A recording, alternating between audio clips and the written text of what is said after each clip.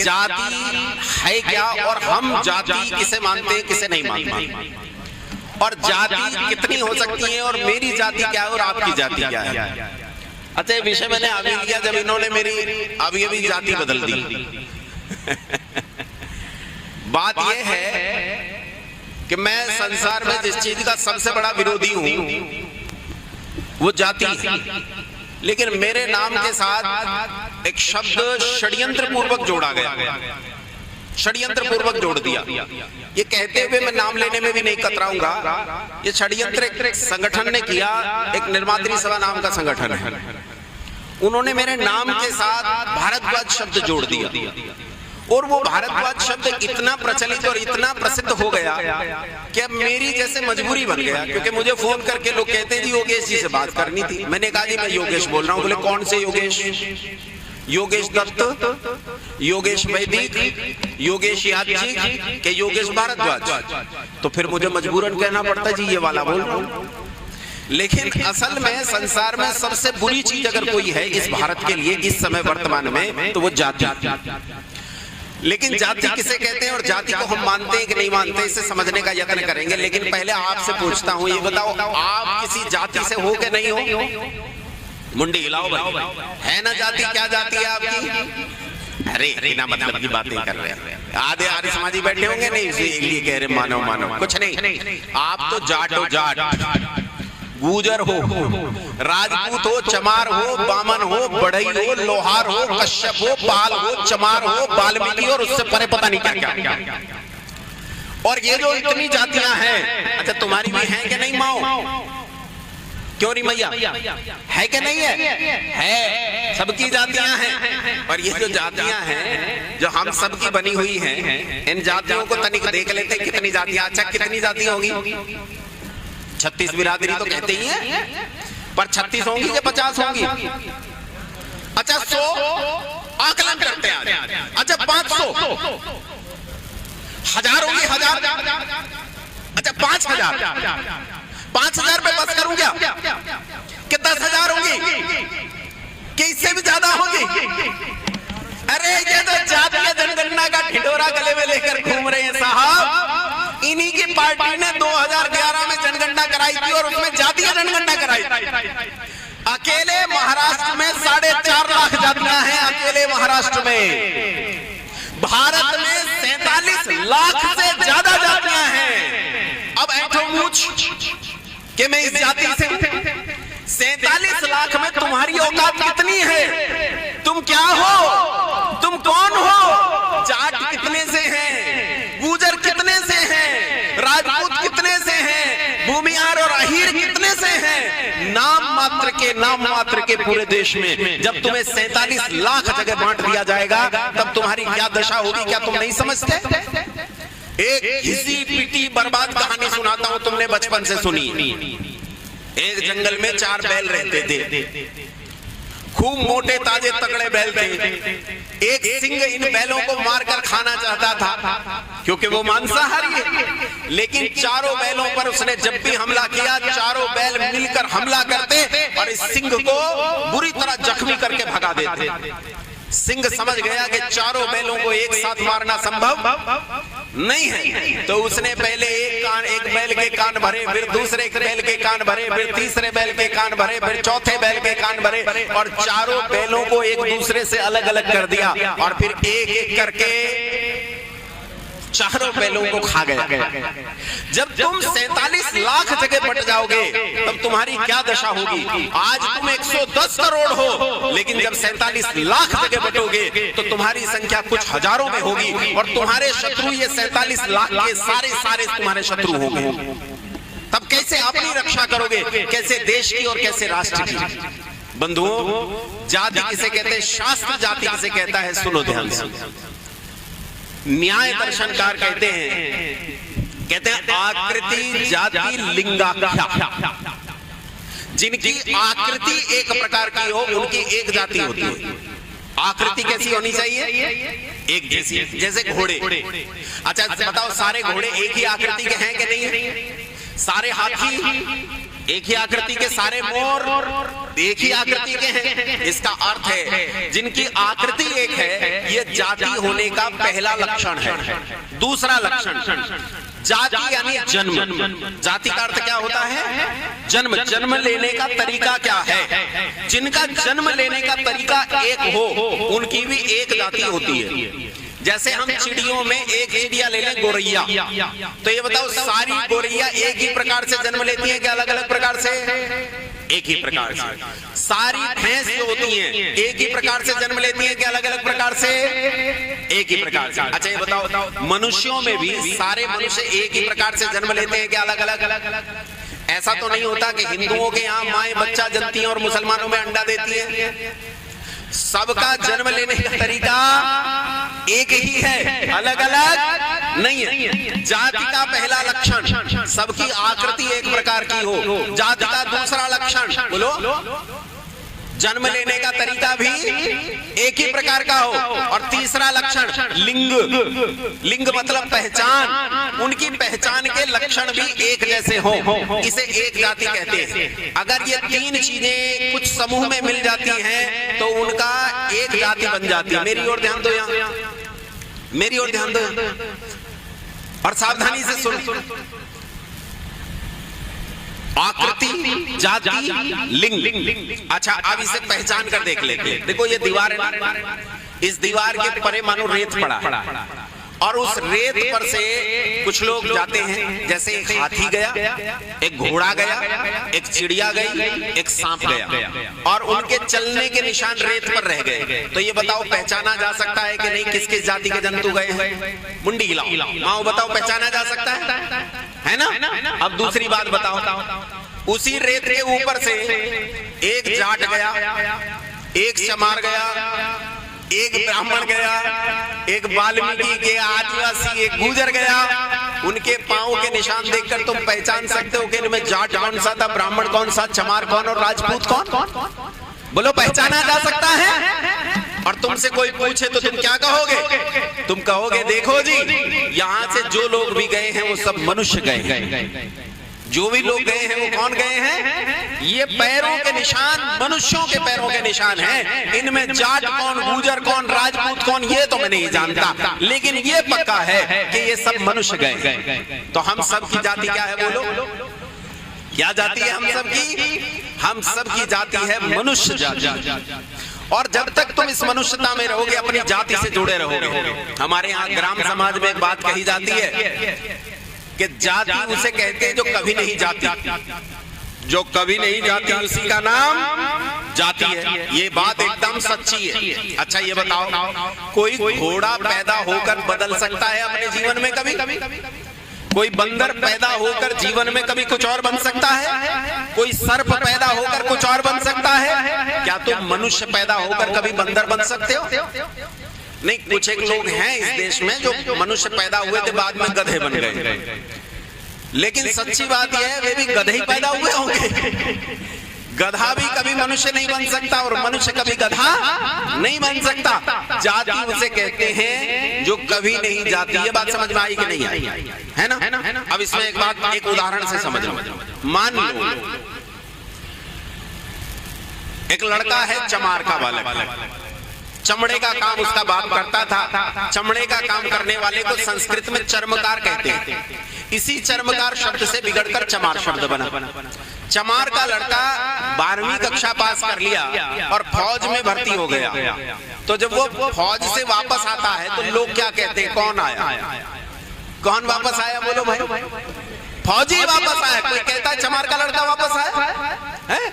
जब होली पे आके वो फौज से फ्री की दारू लेके आता है और वो बैठ के बंटती है मंदिर के पिछवाड़े में और सारे बैठ के पीते हैं, तो क्या कहते हैं? किसकी दारू पी?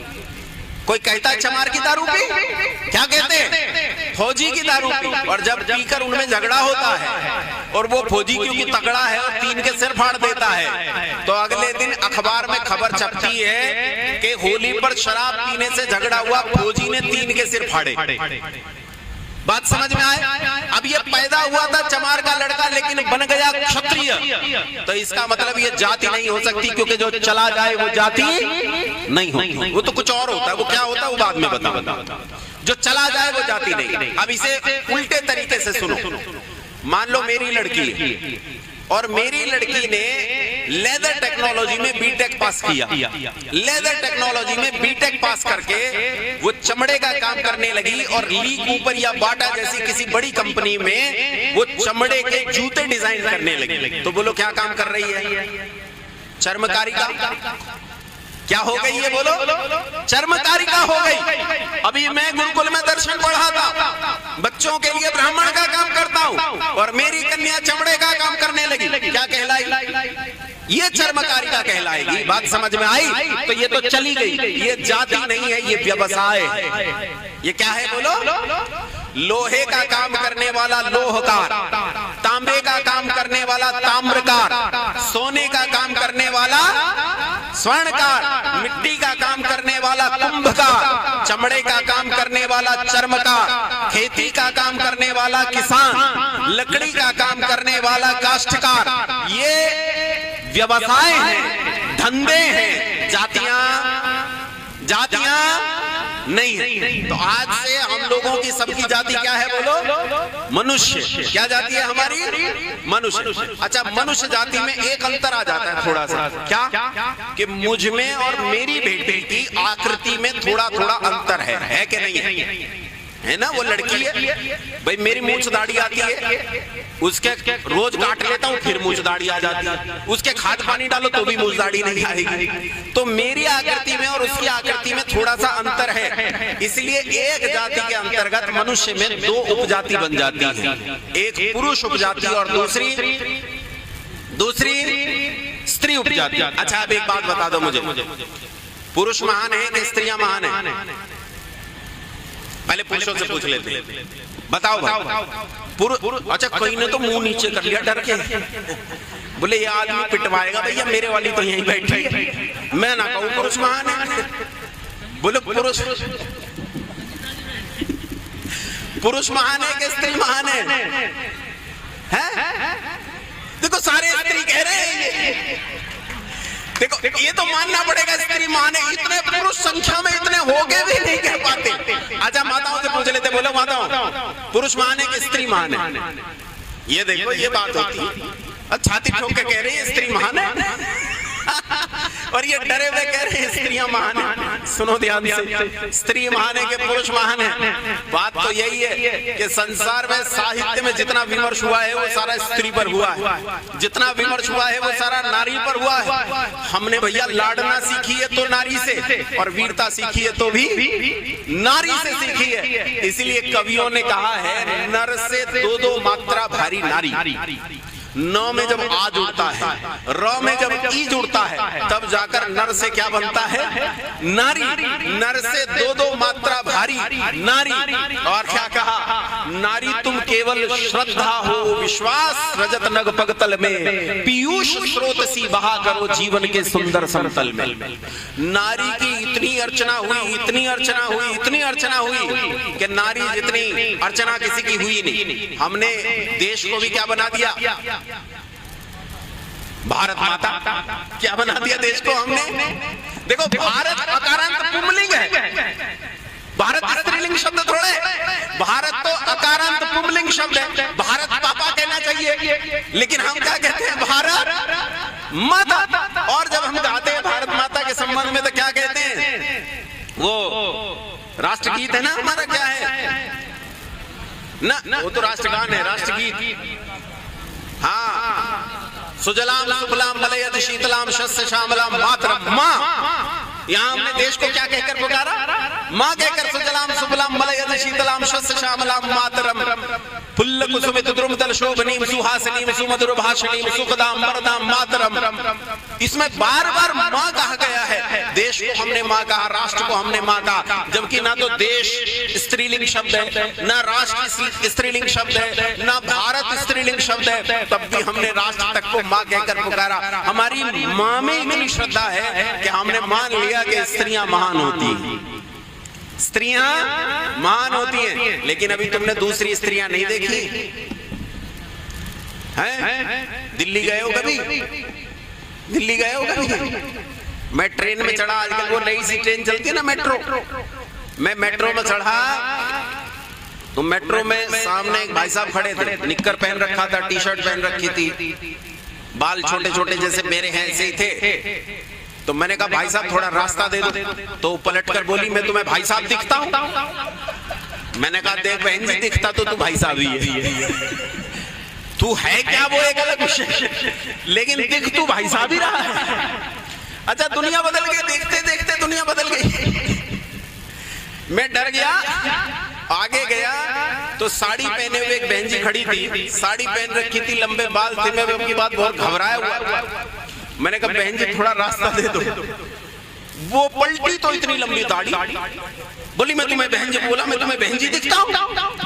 कहा भैया अपना तो रहने का ही देश नहीं रहा है, इस देश में रहने का ही धर्म नहीं बचा है। जो स्त्री दिखता है वो पुरुष है, और जो पुरुष दिखता है वो स्त्री। बंधुओं, स्त्री किसे कहते हैं? स्त्री वो जिसमें माँ है, स्त्री वो जिसमें बहन है। तुम सुनो, तुम्हारी ओर मुंह कर लेता। स्त्री वो जिसमें माँ है, स्त्री वो जिसमें बहन है, स्त्री वो जिसमें बेटी है, स्त्री वो जिसमें सीता है, स्त्री वो जिसमें रुक्मिणी है, स्त्री वो जो सारे संसार का संरक्षण संपालन कर सकती है। मेरी माँ की एक कविता है, मेरी माँ अच्छी कवित्री थी, 2-3 भाषाओं में अच्छा लिख लेती थी। एक स्टैंजा है मेरी माँ का, look at the nature what it conceive, that is the perfection we have to achieve. माँ कहती है लुक एट द नेचर, इस प्रकृति को देखो, ये प्रकृति बिल्कुल माँ जैसी। क्या करती है? कहती है अपनी कोख में सारे जगत का पालन ऐसे करती है जैसे एक माँ अपने बच्चे को अपनी कोख के अंदर पालती। माँ जब कोख के अंदर बच्चे को पालती है तो बच्चा माँ से चीजें मांगता है, और जब वो मांगता है तो उसकी आवाज संसार में किसी को नहीं सुनती, लेकिन किसे सुनती है? उसकी माँ को सुनती है। वो माँ से कहता है माँ आयरन चाहिए, आयरन, जिंक चाहिए, जिंक। तो माँ को उन्हीं चीजों की भूख लगनी शुरू हो जाती है जिन चीजों में आयरन और जिंक। वो दरवाजा खटखटाता है, माँ हाँ कैल्शियम चाहिए, कैल्शियम। तो माँ कैल्शियम की चीजें खाने लगती है, ना मिले तो चूल्हा फोड़ के खा जाती है, कच्चे मिट्टी के बर्तन फोड़ के खा जाती है, लेकिन अपनी संतान तक वो चीज पहुंचाती है जिसकी उसे आवश्यकता हो। ये ममत्व जिसके भीतर है वो माँ है। सारे संसार का पालन जो कर सकती है वो माँ है। लेकिन बंधुओं, ये मर्दाना चाल में चलती हुई पैंट पहनकर लोगों को गंदी माँ और बहन की गालियां देती हुई, क्या ये स्त्री है? बोलो क्या ये स्त्री है? एक छोटा सा संस्मरण सुनाता हूं। मेरी बेटी पैदा हुई तो थोड़ी विकलांग, मुंह में कुछ समस्या थी उसी। हम लोग मुजफ्फरनगर से चढ़े, सुबह 5 बजे ट्रेन चलती थी, एनडीएस सहारनपुर दिल्ली पैसेंजर। हम थोड़े लेट हो गए और जब हम पहुंचे तो ट्रेन प्लेटफॉर्म छोड़ चुकी थी। हम दोनों पति पत्नी, बहुत युवावस्था थी हमारी, मतलब 20-20 साल के थे दोनों। मैं 21-22 साल का और वो 20-21 साल की, हम ही बच्चे से थे। और बच्ची हमारी गोद में, उसे लेकर हम ट्रेन के पीछे भागे और भागते हुए किसी तरह हमने उस ट्रेन का आखिरी डब्बा पकड़ लिया। ट्रेन के भीतर पहुंचे तो जाकर देखा ट्रेन में अंदर पुरुष तो नाम मात्र के हैं, स्त्रियों से भरा हुआ डब्बा, स्त्रियां। मैंने कहा क्या आफत आ गई, इतनी स्त्रियां कहां से आ गई? लेकिन थोड़ी देर में मुझे समझ में आ गया कि ये डब्बा लेडीज कंपार्टमेंट है। आखिरी डब्बा उसमें लेडीज कंपार्टमेंट होता था, और जैसे मैं गलती से चढ़ गया ऐसे कुछ 30-35 पुरुष उसमें गलती से चढ़ गए। और वो स्त्रियां जो कामकाजी महिलाएं थी, उनकी एक सरदार थी जिसने जीन्स पहन रखी थी। खैर जीन्स से मुझे आपत्ति नहीं है, उसने जीन्स कमीज पहन रखी थी और वो खड़े होकर वहां भद्दी भद्दी गालियां, मतलब जितनी रिश्तेदारियां होती है ना, माँ की, बहन की, दादी की, सब रिश्तेदारियां पुरुषों को याद दिला रही थी। वहीं एक बूढ़े आदमी बैठे थे जिनके सिर पर पगड़ी बंधी थी और वो कोई धार्मिक गुटखा पढ़ रहे थे छोटा सा। वो उन्हें गालियां देने लगी वहीं, क्योंकि वो बैठे थे, बाकी सब तो खड़े थे। वो उनके पास आ गई, लेकिन वो बेचारे शायद बहरे थे, उन्हें सुना नहीं, और फिर उसने अतिक्रमण कर दिया और उसने उस बूढ़े आदमी को, जो 90 साल से ज्यादा का था, एक थप्पड़ खींच दिया बहुत जोर से। वो बूढ़ा आदमी उस किताब के साथ फर्श पर गिर पड़ा, उस डिब्बे के, और उसकी पगड़ी जमीन पर गिर पड़ी। गंजे आदमी थे बेचारे। बहुत दया आई, मेरे ही मन में नहीं, सारे पुरुषों के मन में आई, पर आप आश्चर्य करोगे, एक नहीं हिला। क्यों? सबको पता था कि अगर तूने गड़बड़ की तो अगला नंबर तेरा होगा। मैं भी वही था, मैं भी नहीं हिला। सबको जानकारी होती है भाई, कोई नहीं हिला, मैं भी नहीं हिला, मैं खड़ा रहा। लेकिन मैं भी एक छतरानी ले रहा था साथ में। वो खड़ी हुई, उसने तो उन्हें बिठाया बेचारों को सीट पर, और बिठाने के बाद वो खड़ी होकर उसके साथ लड़ने लगी, और लड़कर जिस सीट पर वो बैठी थी उस सीट पर उसने अपना बैग रख दिया। बोले इस पे तो नहीं बैठ सकती है, विकलांग सीट है, इस पर मेरी बेटी बैठेगी। बोले तेरी बेटी 3 महीने की है, क्या बैठेगी? बोले बैठे ना बैठे, मेरी लड़की की सीट है, इस पे मैं बैठूंगी और उस पे वो बैठे। सब डरे खड़े रहे, और लगभग 25 किलोमीटर चलने के बाद एक स्टेशन आया, खतौली। जैसे ही खतौली आया, पुरुषों में भगदड़ मची। वो रुकने वाला स्टेशन था, अब तक ट्रेन रुकी नहीं। भगदड़ मची, सारे पुरुष 1 मिनट के अंदर बाहर ट्रेन से, मैं भी। और बाहर निकलकर खिड़की में मैंने अपनी पत्नी से कहा कि आ जा। उसने कहा तुम जाओ, मैं तो इसी में जाऊंगी, युद्ध को बीच में छोड़कर नहीं जाऊंगा। युद्ध आखिर तक लड़ा जाएगा। अच्छा ईमानदारी से बताओ, इन स्त्रियों में स्त्रीत्व था क्या? बोलो जी, इन स्त्रियों में स्त्रीत्व था क्या? और याद रखो बंधुओं, न पुरुष महान होता है न स्त्री महान होती है, या यूं कह लो कि स्त्री महान होती है तो पुरुष भी महान होता है। अपनी संस्कृति कंपटीशन की संस्कृति कभी रही नहीं है। यहाँ पुरुष और स्त्री में जब कंपटीशन होगा तो समाज बर्बाद होगा। स्त्री और पुरुष की संस्कृति कोऑपरेशन की संस्कृति है, एक दूसरे के साथ सहयोग की संस्कृति है, ये प्रतिद्वंदिता की संस्कृति नहीं। स्त्री और पुरुष दोनों एक दूसरे के पूरक हैं, एक दूसरे से आगे की निकलने की होड़ करने वाले, एक दूसरे के प्रतिद्वंदी नहीं हैं। इसलिए स्त्रियों को चाहिए कि वो पूरी तरह स्त्री बनकर रहें, और पुरुषों को चाहिए वो क्या बनकर रहे? बोलो। याद रखना, पुरुष जितना ज्यादा पुरुष होगा, उसकी स्त्री को अपने पुरुष से उतना ही प्रेम होगा, और अगर उसके पुरुष होने में जरा भी कमी आ जाए तो उसकी स्त्री का प्रेम घटने लगेगा। अभी पूछ लेते हैं, देखो क्यों री माता, तुम्हें अपने पतियों से बहुत प्रेम है, लेकिन अगर तुम्हारा पति लचक कर चलने लगे, चलो हटो जाओ ना, ऐसे भी होते हैं कि नहीं? तो ये बताओ, उतना ही प्रेम रहेगा क्या?